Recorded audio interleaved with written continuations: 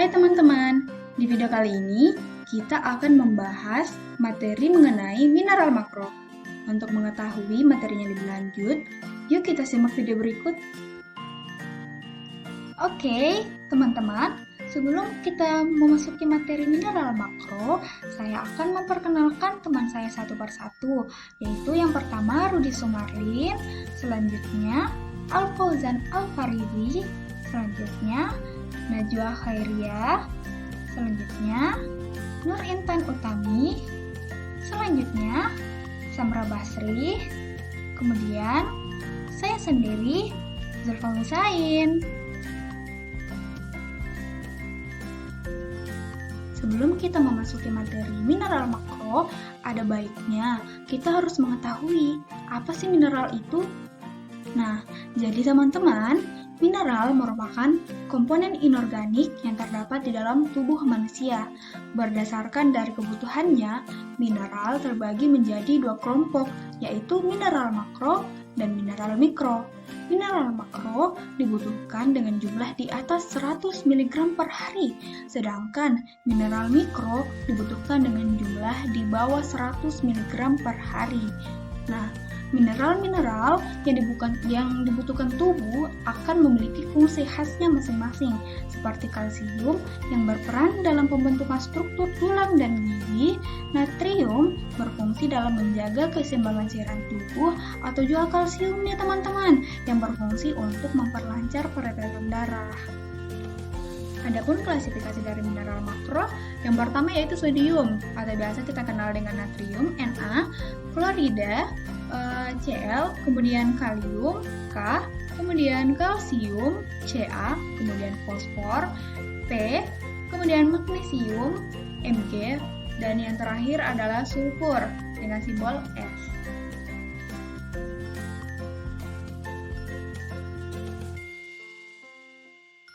Untuk klasifikasi yang pertama yaitu natrium. Natrium merupakan kation utama dalam cairan ekstraseluler. Terdapat 35-40% di dalam kerangka tubuh manusia. Cairan saluran cerna mengandung banyak natrium, sama seperti cairan empedu dan pankreas. Sumber utama natrium adalah garam dapur atau NaCl. Sumber natrium yang lain berupa monosodium glumat atau MSG, kecap, dan makanan yang diawetkan dengan garam dapur. Nah, apakah teman-teman tahu bahwa makanan yang belum diolah seperti sayur dan buah-buahan mengandung sedikit natrium? Sumber lainnya seperti susu, daging, telur, ikan, mentega, dan makanan laut lainnya juga mengandung natrium loh.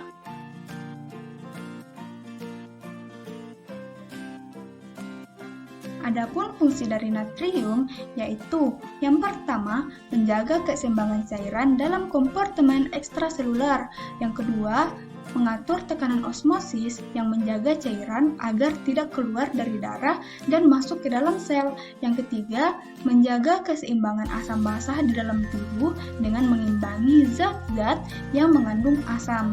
Yang keempat, berperan dalam transmisi saraf dan kontraksi otot. Dan yang terakhir, berperan dalam absorpsi glukosa dan sebagai alat angkut zat gizi lain melalui membran, terutama melalui dinding usus sebagai pemompa natrium.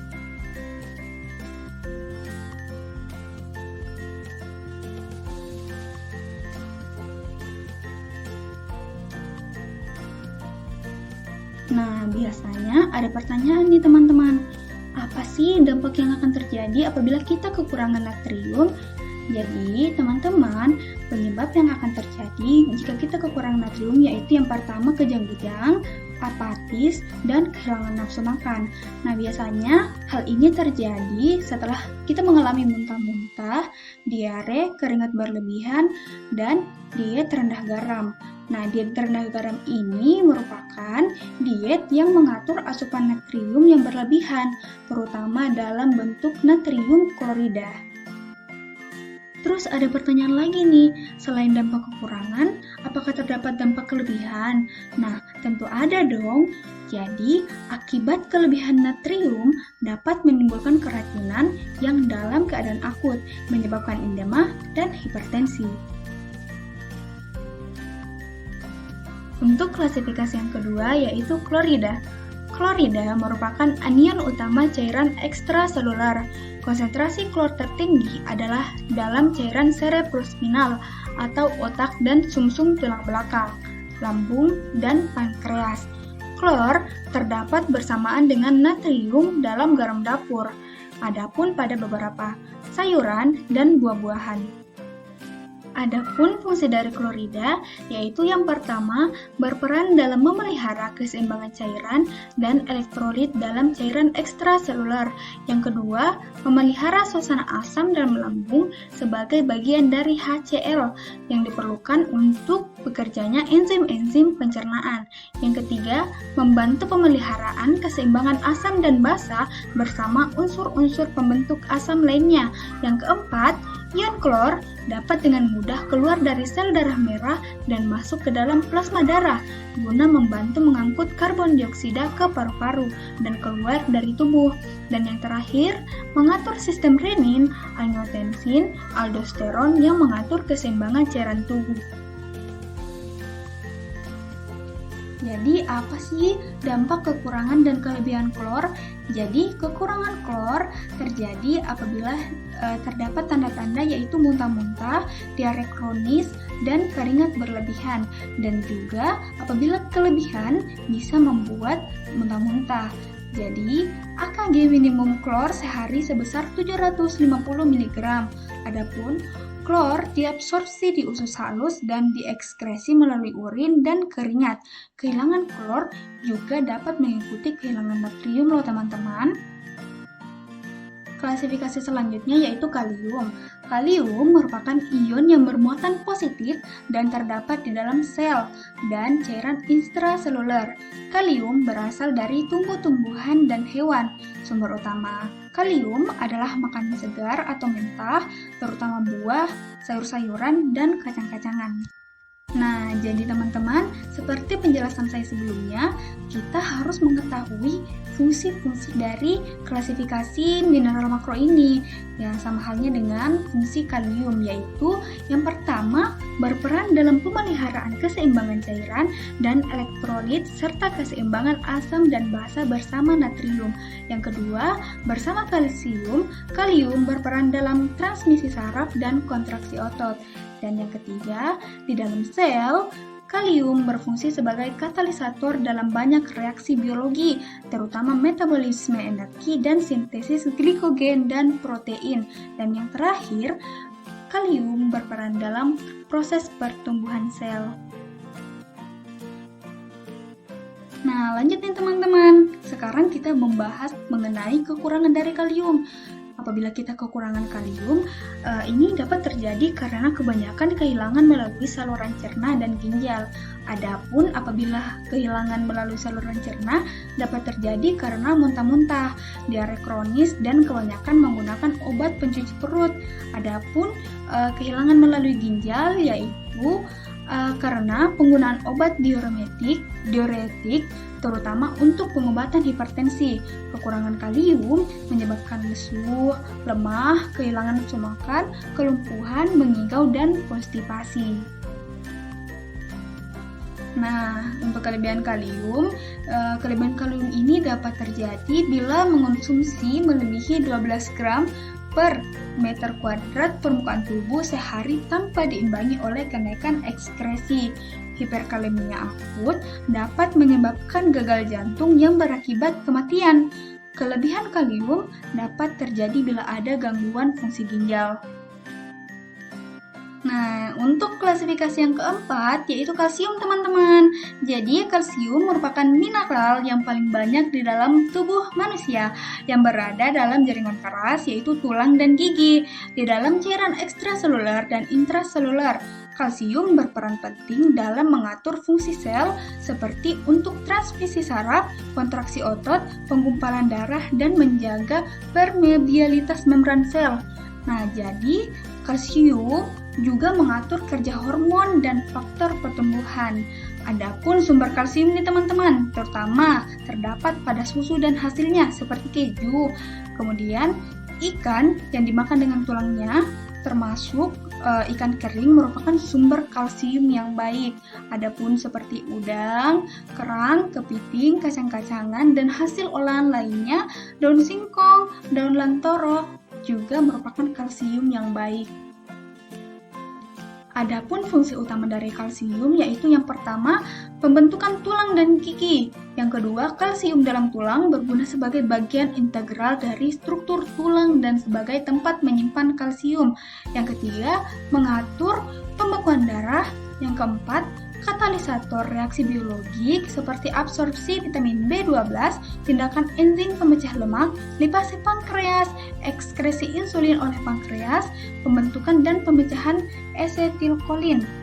Maaf ya teman-teman, untuk yang 3 fungsi utamanya ini saya lupa masukkan di slide ini. Jadi yang kelima itu relaksasi dan kontraksi otot dengan interaksi protein yaitu aktin dan myosin. Yang keenam, berperan dalam fungsi saraf, tekanan darah, dan fungsi kekebalan. Yang terakhir, atau yang ketujuh, meningkatkan fungsi transport membran sel, stabilisator membran, dan transmisi ion melalui membran organel sel. Sekarang, kita akan membahas mengenai kekurangan dan kelebihan kalsium. Nah, yang pertama, kekurangan kalsium pada masa pertumbuhan menyebabkan gangguan pertumbuhan, tulang kurang kuat, mudah bengkok dan rapuh. Pada usia lanjut, terjadi osteoporosis yang dapat dipercepat oleh keadaan stres. Dapat juga terjadi pada perokok dan pemabuk. Nah, untuk teman-teman yang perokok nih, hati-hati ya. Selain itu, dapat juga menyebabkan osteomalacia, yaitu rikeksia pada orang dewasa dan terjadi karena kekurangan vitamin D. Kadar kalsium darah yang rendah dapat menyebabkan tetani atau kejang. Nah, adapun kelebihannya yaitu kalsium menimbulkan batu ginjal atau gangguan ginjal, gangguan absorpsi, mineral lain seperti konstipasi. Nah, untuk klasifikasi yang selanjutnya teman-teman yaitu fosfor. Fosfor merupakan mineral kedua terbanyak di dalam tubuh manusia, sekitar 1% dari berat badan. Fosfor terdapat pada tulang dan gigi, serta di dalam sel yaitu otot dan cairan ekstraselular. Fosfor merupakan bagian dari asam nukleat, yaitu DNA dan RNA. Sebagai fosfolipid, fosfor merupakan komponen struktural dinding sel. Sebagai fosfat organik, fosfor berperan dalam reaksi yang berkaitan dengan penyimpanan atau pelepasan energi dalam bentuk adenin triofosfat atau biasa kita sebut dengan ATP. Nah, selanjutnya, fosfor terdapat pada semua sel makhluk hidup, terutama makanan kaya protein seperti daging, ayam, ikan, telur, susu, dan hasilnya, kacang-kacangan, serta serealia. Adapun fungsi dari fosfor yaitu yang pertama, kalsifikasi tulang dan gigi melalui proses pengendapan fosfor pada matriks tulang. Yang kedua, mengatur peralihan energi pada metabolisme karbohidrat, protein, dan lemak melalui proses fosforilasi fosfor dengan mengaktifkan berbagai enzim dan vitamin B. Yang ketiga, absorpsi dan transportasi zat gizi serta sistem buffer. Yang keempat, bagian dari ikatan tubuh esensial yaitu RNA, DNA, serta ATP dan fosfolipid. Yang kelima, mengatur keseimbangan asam basa. Untuk kekurangan dan kelebihan fosfor yaitu yang pertama, kekurangan fosfor bisa terjadi karena menggunakan obat antacid untuk menetralkan asam lambung yang dapat mengikat fosfor sehingga tidak dapat diabsorpsi. Kekurangan fosfor juga terjadi pada penderita yang kehilangan banyak cairan melalui urin. Kekurangan fosfor mengakibatkan kerusakan tulang dengan gejala lelah, kurang nafsu makan, dan kerusakan tulang. Adapun kelebihannya yaitu apabila kadar fosfor darah terlalu tinggi, maka ion fosfat akan mengikat kalsium sehingga dapat menimbulkan kejang-kejang pada si penderita. Untuk klasifikasi selanjutnya yaitu magnesium. Magnesium adalah kation terbanyak setelah natrium di dalam cairan intraseluler. Magnesium merupakan bagian dari klorofil daun. Adapun peranan magnesium adalah dalam tumbuh-tumbuhan sama dengan peranan zat besi dalam ikatan hemoglobin dalam darah manusia, yaitu untuk pernafasan. Magnesium terlibat dalam berbagai proses metabolisme. Untuk klasifikasi magnesium dapat kita tinjau dari letak, sumber, dan peranannya. Untuk yang pertama yaitu letak. Magnesium terdapat dalam tulang dan gigi, otot, jaringan lunak, dan cairan tubuh lainnya. Yang kedua yaitu sumber. Sumber utama magnesium adalah sayur hijau, serelia tumbuk, biji-bijian, dan kacang-kacangan. Ada pula pada daging, susu, dan hasilnya, serta coklat merupakan sumber magnesium yang baik. Adapun yang ketiga yaitu peranan. Magnesium berperan penting dalam sistem enzim dalam tubuh. Magnesium berperan sebagai katalisator dalam reaksi biologik termasuk metabolisme energi, karbohidrat, lipid, protein, dan asam nukleat, serta dalam sintesis, degradasi, dan stabilitas bahan gen DNA di dalam semua sel jaringan lunak. Magnesium mencegah kerusakan gigi dengan cara menahan kalsium dengan email gigi. Selanjutnya, dampak kekurangan magnesium, yaitu bisa terjadi jika kekurangan protein dan energi, serta berbagai komplikasi penyakit yang menyebabkan gangguan absorpsi atau penurunan fungsi ginjal, endokrin, terlalu lama mendapat makanan yang tidak melalui mulut atau intravena. Nah, untuk kelebihan magnesium, ini belum diketahui secara pasti, namun ada beberapa yang telah diteliti bahwa kelebihan magnesium ini terjadi pada penyakit, yaitu penyakit gagal ginjal. Untuk klasifikasi terakhir mineral makro, yaitu sulfur. Sulfur merupakan bagian dari zat-zat gizi esensial seperti vitamin, tiamin, dan biotin, serta asam amino, metionin, dan sistein.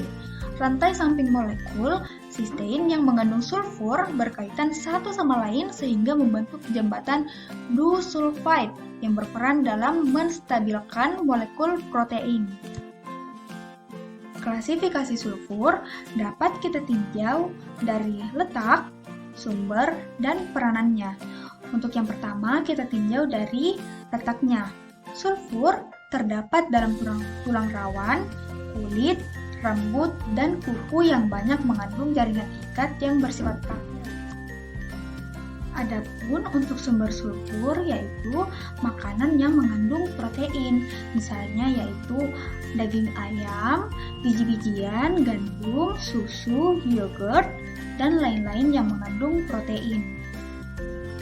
Peranan sulfur dalam reaksi oksidasi reduksi, bagian dari tiamin, biotin, dan hormon insulin, serta membantu detoksifikasi. Sulfur juga berperan melarutkan sisa metabolisme sehingga bisa dikeluarkan melalui urin dalam bentuk teroksidasi dan dihubungkan dengan mukopolisakarida. Dampak kelebihan dan kekurangan sulfur. Yang pertama yaitu kelebihan sulfur bisa terjadi jika mengonsumsi